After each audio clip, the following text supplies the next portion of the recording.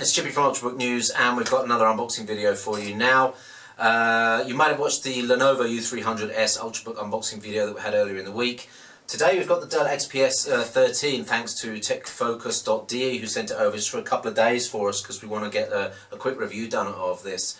So we'll unbox it and go around the device in this video, but in follow-up videos maybe looking a bit deeper at the device. Certainly on ultrabooknews.com we'll have a review up on there. I won't say it was be a full extensive review because we've only got a couple of days, but it will be a good review of the XPS 13. Stay tuned to the Facebook channel, the Twitter channel and the Google Plus channel for notifications.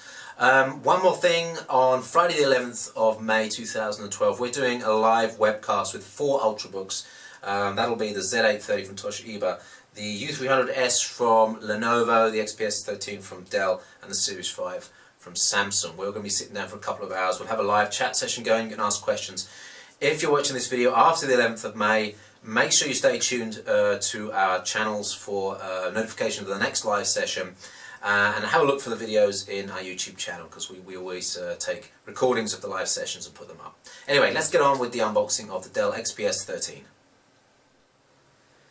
So obviously we're not the first to have had this one. It's done the rounds. It's been I think Dell Germany this one is, and it's probably done quite a few publications already. So don't expect pristine conditions. But let's get the thing out and see what we can find. Always good to pull these Ultrabooks out. They're just so small, so much smaller than you expect. 2 small boxes in there, and obviously this is the main unit. But let's have a look at the power supply. Standard power supply, 3-pin with a fairly hefty kettle plug. Could be better, but it's not too heavy. It's fairly slim and lightweight. Put that to the side, and here is the box for. Oh, that's nicely boxed. There's the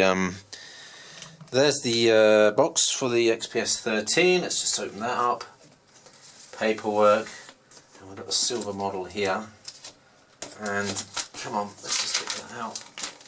And bolts to the back there. Take the plastic off here. And there is the XPS 13. A couple of fingerprint marks on it already. We have a drivers and utilities disc here, which is quite nice. That's not a full restore disc though. I'm just having a look at the paperwork.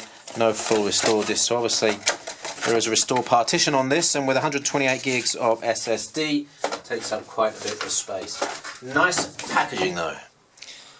So there it is. Let's take a quick look around the XPS 13. It is 1.4 kilos, I believe. I'm just checking the weight. Yeah, 1.4 kilos. Thickness is 18 millimeters. It's not as thin as some of the other Ultrabooks, but compared to any sort of 13-inch laptop, this is really quite thin and quite light. Actually feels a little bit lighter than the U300 from Lenovo. But certainly noticeably heavier than the Z830 from Toshiba, which is one of the lightest of the devices. It's a sealed unit all round, metal top. This is a rubberized, I don't know if it's carbon fibre underneath, but you can see the carbon fibre pattern under there. This is quite cute. This little flap lifts up to show you, yes, your Windows 7 license ID. How over the top is that? Probably a fan input there. Or maybe output. There's some other grills here, but really nothing. On the side of the device then, we have power input, USB out and headset port here.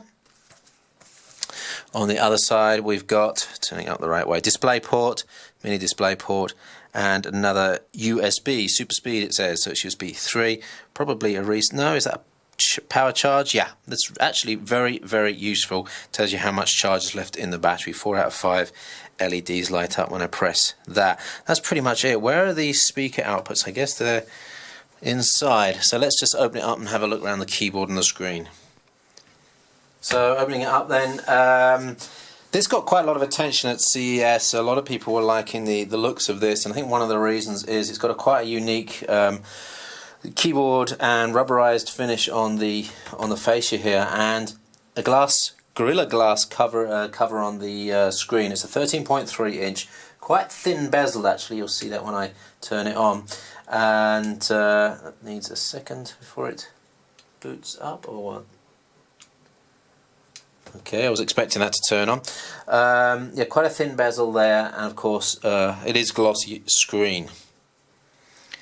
Really nice thin screen there, you can see in the picture, and in fact if you hold it up at that angle, it's looking impressive. A lot of this black tricks the eye into making you think it's thinner than it is, but it really is a nice looking device. So have a look at the keyboard then. It's a rubberized finished around here, which is really nice and soft to touch. Can get a little bit difficult to clean if it gets greasy. There's a backlight on the keyboard. If I just turn that off now, you should see that fade away. Actually down to a second level. If I do it again, that's gone off. And then we go up to the second. No, that's going up to full backlight there. Single unit touchpad with left and right mouse button. Click areas, we have the on-off button here on the top left. There's a light at the front which tells you when it's powered up. The screen is 1366 by 768, 13.3 inch, and because you've got this Gorilla Glass, it is quite a glossy finish. But I have to say, if you're working indoors and you're using this for video, this is really quite a nice punchy screen. You might actually be able to see that come across in the video here. The colours full on are very good. Let's go to the left and right though, see if there's any fade. Not too bad there, and not too bad there. From the top and the bottom, there's yeah, some fade there and some inversion in that direction. So it's not an IPS screen. In terms of specs on this one, we have 128 gig SSD and the Core i5-2467 at 1.6 GHz, which turbos up to 2.3 GHz, depending on the sort of thermals that you're working in at the time. 4 GB of RAM on this as well. So this is pretty much standard Ultrabook spec. There is a spec that's a little bit lower than this with the Core i3, and there's a spec that's higher with a higher end Core i5 and a Core i7 as well. But I've been using this setup in a number of Ultrabooks, and I find it to be pretty acceptable for most desktop scenarios, and even a bit of video editing I do with mine as well. You got a webcam at the top, and of course the function buttons are there to give you shortcuts to some of the features. Let's just have a little listen to the speakers.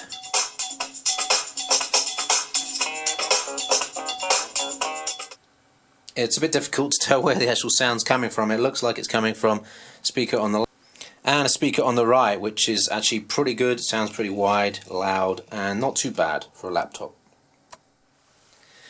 Here you can see the flashing light on the front, tells us in standby. There's actually a slightly magnetic catch to the lid.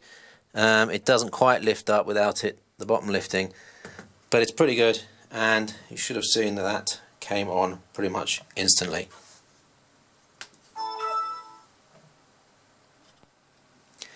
So that's it for the quick look around the Dell XPS 13. Of course, the ports are going to concern some of you. No HDMI, no VGA. You'll have to have the mini DisplayPort adapter. Only 2 USB ports. No SD card slot on there at all as well. Not even a micro SD card slot.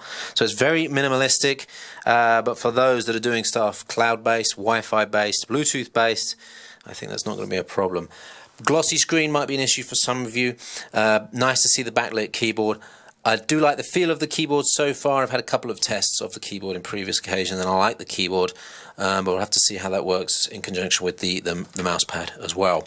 So stay tuned to ultrabooknews.com, and we'll be reviewing, we'll actually be doing a fairly quick review on this one over the next couple of days, so you should see some text from us early next week. That's it's May the 10th now, so it'll be May the 14th, 15th when we get the review out. Thanks for watching. Don't forget to track us on Facebook, Google+, and on Twitter. And don't forget live session on May the 11th, 2012. If you're listening to this after May the 12th, stay tuned for more notifications of live sessions. Thanks for watching.